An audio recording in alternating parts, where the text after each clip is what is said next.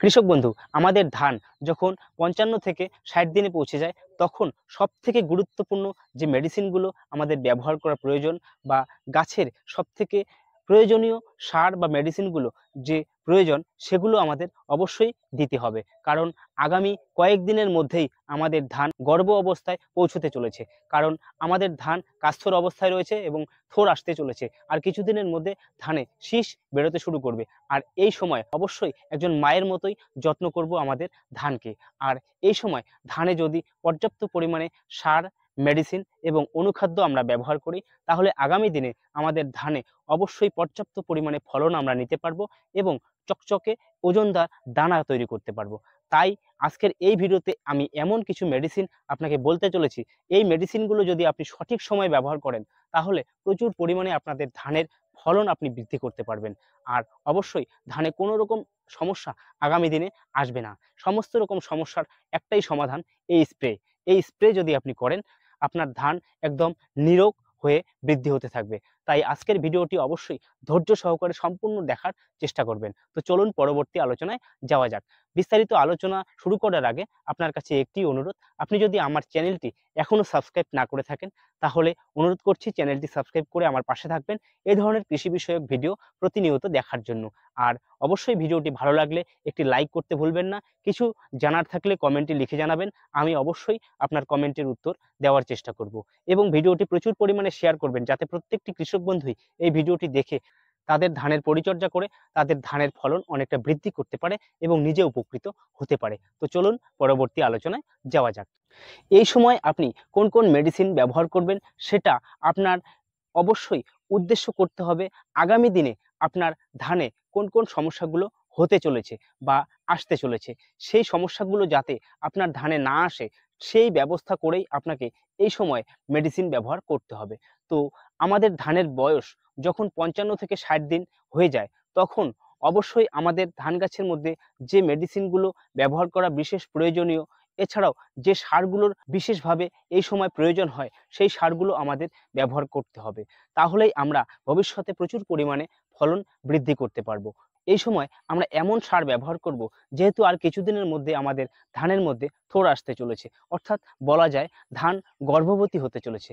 আর একজন মা গর্ভবতী যখন হয়, তখন মায়ের যথেষ্ট পরিমাণে যত্ন নিতে হয়। তো এর জন্য আমরা অবশ্যই ভাববো যে এই সময় ধানের প্রচুর পরিমাণে খাদ্যের প্রয়োজন। আর ধান খাদ্য গ্রহণ করে বেশিরভাগ খাদ্যই শেকড়ের মাধ্যমে। তো অবশ্যই গাছের শেকড় যদি আমরা বৃদ্ধি করতে পারি, তাহলে গাছ অবশ্যই মাটি থেকে প্রচুর পরিমাণে খাবার সংগ্রহ করে তুলতে পারবে এবং তার ফল বৃদ্ধি বা ফুলের পরিমাণ বৃদ্ধিতে কাজে লাগাতে পারবে। তো এর জন্যই আমাদের এই সময় ধানে প্রচুর পরিমাণে শেকড় বৃদ্ধি করার প্রয়োজন রয়েছে। আর এই কারণেই আমাদের ধানে এই সময় অবশ্যই ফসফেট সারের ব্যবহার বিশেষ গুরুত্বপূর্ণ।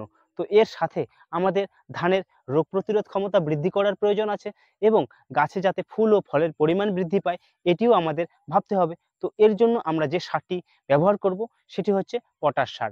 অবশ্যই পটাশ যে কোনো গাছে ব্যবহার করলে দ্রুত গাছের ফুল ও ফলের পরিমাণ বৃদ্ধি করে এবং গাছের রোগ প্রতিরোধ ক্ষমতা বৃদ্ধি করে। তার সাথে সাথে গাছে অবশ্যই যে কোনো ধরনের ছত্রাকের আক্রমণ হওয়া থেকেও রোধ করে। আর বিশেষ করে ধান গাছে যে উপকারটি হয়, সেটি হচ্ছে ধান গাছের কাণ্ডটিকে শক্ত করে এবং শেকড়টিকেও মজবুত করে, যার ফলে পরবর্তী সময় ধান গাছ মাটিতে লুটিয়ে পড়া থেকে বিরত থাকে। তো এই জন্যই আমরা এই সময় ধানে ফসফেট এবং পটাশ সার অবশ্যই ব্যবহার করার চেষ্টা করব। তো এর সাথে সাথে আমাদের আরও কিছু বিশেষ গুরুত্বপূর্ণ প্রয়োজনীয় উপাদান রয়েছে, যে উপাদানগুলো এই সময় ব্যবহার করলে আগামী দিনে ধানে প্রচুর পরিমাণে ফলন বৃদ্ধি হতে পারে। তো এই বিশেষ উপাদানগুলির মধ্যে আপনাকে এর সাথে আরেকটি মেডিসিন নিতে হবে, সেটি হচ্ছে বোরন। হ্যাঁ বন্ধুরা, বোরন যদি আপনি এই সময় ব্যবহার করেন, তাহলে বোরন অবশ্যই যে কোনো গাছে ব্যবহার করলে গাছের ফুল ও ফলের পরিমাণ বৃদ্ধি করতে সাহায্য করে, গাছের প্রজনন প্রক্রিয়া সম্পূর্ণ করতে সাহায্য করে, অর্থাৎ গাছে ফুল আসতে সাহায্য করে এবং ফুল থেকে ফলে কনভার্ট হতে বিশেষভাবে গুরুত্বপূর্ণ ভূমিকা পালন করে এই বোরন। তাই এই বোরন আপনাকে অবশ্যই ব্যবহার করার চেষ্টা করতে হবে। এছাড়াও এই সময় আপনার সমস্যা আসতে পারে ধানে, যেটি হচ্ছে মাজরা পোকা। হ্যাঁ বন্ধুরা, অবশ্যই যদি আপনার ধানে মাজরা পোকার আক্রমণ হয়ে থাকে এই সময়, তাহলে অবশ্যই মাজরা পোকা নিয়ন্ত্রণ করার জন্য অবশ্যই একটি কীটনাশক এই মেডিসিনগুলোর সঙ্গে মিশিয়ে নিতে হবে।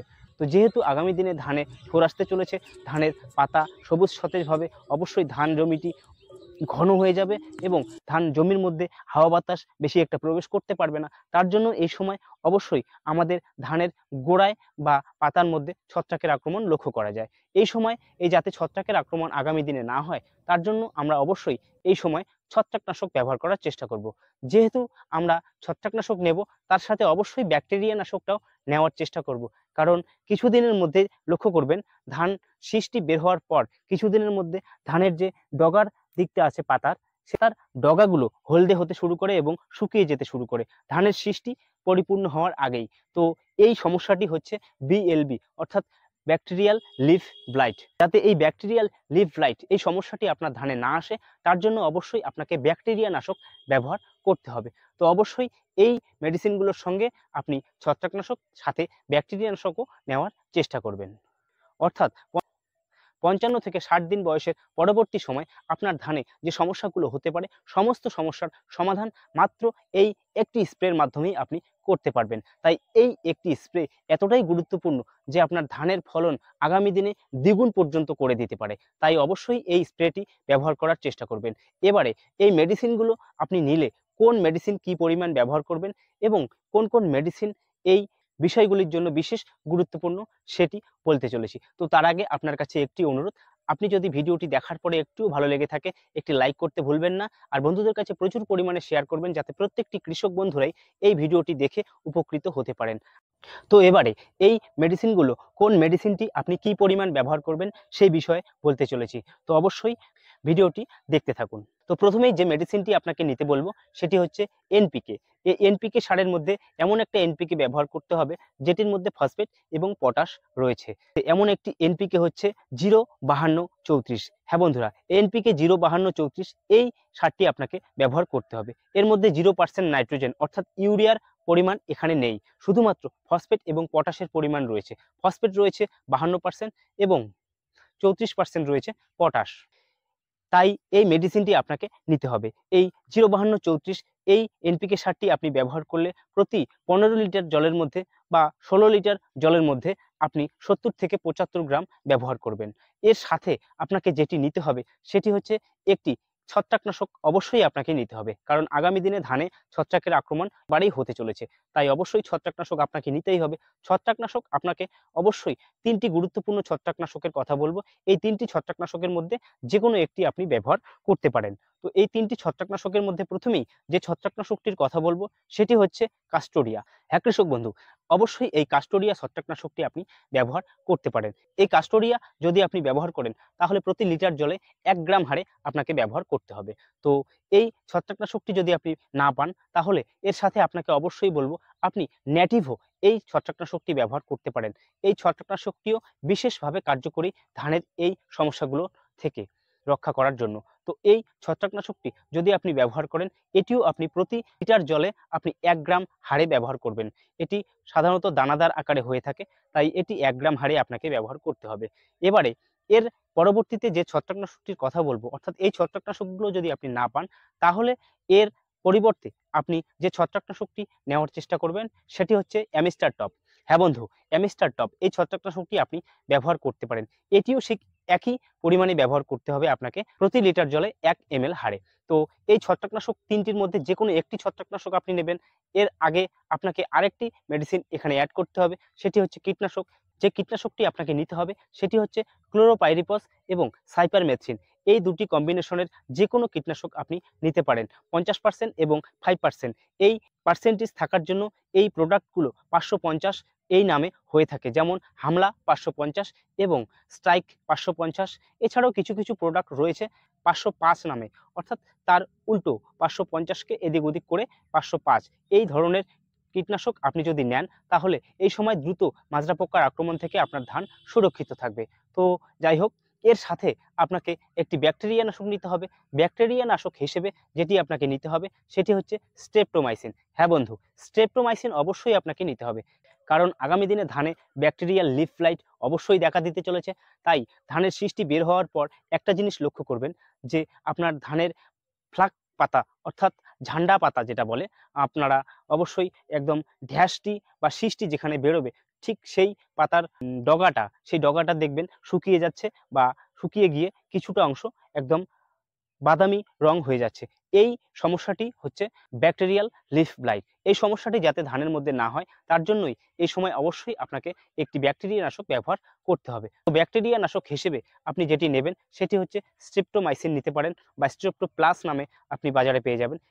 এই স্ট্রেপ্টোমাইসিন আপনি অবশ্যই প্রতি ট্যাঙ্কিতে অর্থাৎ 15 লিটার জলের মধ্যে আপনি 2 থেকে 3 গ্রাম ব্যবহার করবেন। তাহলেই আপনার ধান ক্ষেত আগামী দিনে এই ব্যাকটেরিয়াল লিফ ব্লাইট এই সমস্যা থেকে সুরক্ষিত থাকবে।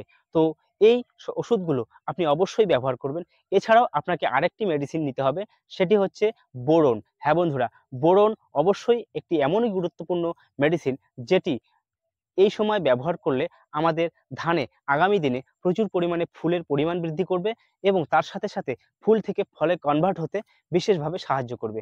তাই এই সময় অবশ্যই আমরা বোরন নেওয়ার চেষ্টা করব।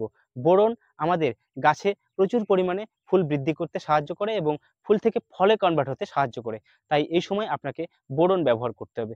ফলিয়ার স্প্রে হিসেবে আপনাকে যেটি নিতে হবে সেটি হচ্ছে 20% যে বোরন থাকে সেই 20% বোরন আপনাকে নিতে হবে। এই বোরন যদি আপনি ব্যবহার করেন তাহলে প্রতি লিটার জলে 1 গ্রাম হারে আপনি ব্যবহার করবেন। যথেষ্ট পরিমাণে আপনার ধানের ফুল বৃদ্ধি করবে এবং ফুল থেকে ফলে কনভার্ট হতে সাহায্য করবে। তো এই সমস্ত মেডিসিন যদি আমরা একসঙ্গে গুলিয়ে গাছে প্রয়োগ করি তাহলে অবশ্যই ভালো কাজ পাবো এবং আপনি চাইলে আলাদা আলাদা ছত্রাকনাশক এবং বোরন তার সাথে সাথে আপনি কীটনাশক এই মেডিসিনগুলো একসঙ্গে গুলিয়ে স্প্রে করতে পারেন এবং এনপিকে যে সারটি রয়েছে সেটি আপনি আলাদা স্প্রে করতে পারেন, তাহলে সবথেকে ভালো হয় এবং আপনি চাইলে একত্রিতভাবেও ব্যবহার করতে পারেন। তো কৃষক বন্ধু, আজকের ভিডিওটি এতক্ষণ পর্যন্ত দেখার জন্য আপনাকে অসংখ্য ধন্যবাদ। দেখা হবে পরের কোনো গুরুত্বপূর্ণ বিষয় নিয়ে পরের ভিডিওতে। ততক্ষণে ভালো থাকবেন, সুস্থ থাকবেন। ধন্যবাদ।